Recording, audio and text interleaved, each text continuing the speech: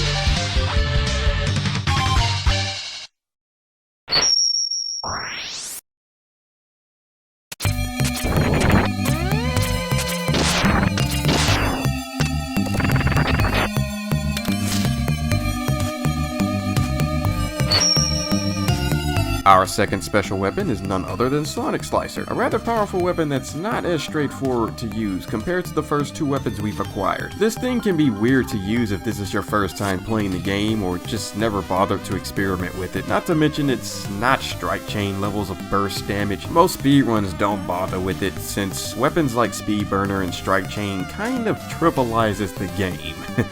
So that kind of makes Sonic Slicer redundant if you're the sort of player who values practicality practicality over technicality. But just because speedrunners don't use this thing that much doesn't mean it's bad. Speedrunning's not the only playstyle of this game. Sonic Slicer is a powerful weapon in its own right when you know how to use it. The normal uncharged slicers have a number of uses. For one, you can shoot out a slicer and take advantage of its delayed release. There are several situations where that's useful. An example would be to fire 2 slicers preemptively to kill an approaching enemy. They can act as a makeshift shield of sorts as you safely dash forward and allow the blades to rip into the enemy. They also bounce off the walls akin to Gemini Laser in Mega Man 3, just slower, and you can have more than one on the screen at once. It still lags like hell though, so be careful about that. I may not use it like that too often in this run, but that's still something you can play with. But like most weapons in this game, the charged version is just flat out better. It's strong enough to murder anything it touches in an instant, and you can take advantage of the vertically descending spread shot to preemptively mow down mobs of enemies without you even needing to lift a finger. You can also fire it at point blank range to guarantee a singular sturdy enemy will die in one hit, since all of the blades will strike at once. Of course, bosses have iframes, so you're not going to get that kind of damage out on them. However, what truly makes it nasty for bosses that it's effective against is that a well-timed Sonic Slicer can hit them twice. You'll see that against Sergus in particular.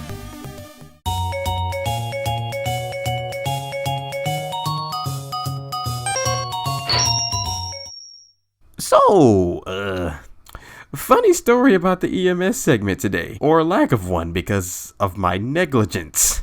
Take a look at my EMS folder here. No, I didn't skip to 3 because I didn't know how to count. I know how to count, I swear. Just take my word for it. Just the second folder for Ostrich was supposed to be there, but I never made it. You see, when I record runs, I handpick the outtakes that are worth keeping and place them in the appropriate folder for organizing purposes. But since silly me decided to record Flame Stag in the same day, because yes, that stage is just that easy, I forgot to make that folder and move those outtakes into it. It didn't hit me until a week later that folder number 2 was missing because I was too absorbed in recording the run itself to pay attention. Those files were long since deleted by accident because they got mixed with the outtakes from the other stages that weren't worth keeping. It's even more hilarious when I noticed that Stag's folder only had 2 clips in it, clips that aren't even worth poking fun at when I rewatched them. I don't even know why I even saved them. So you'll have to go without an EMS segment for 2 videos straight. But even then, Ostrich's stage is also rather barren and not that interesting, so even if I did keep those files, I doubt it'd be that entertaining. I didn't have that many outtakes to begin with. X2's just kinda easy like that, so you'll certainly have some EMS segments that are just not as interesting as others, but trust me, the ones that are interesting are what makes up for it.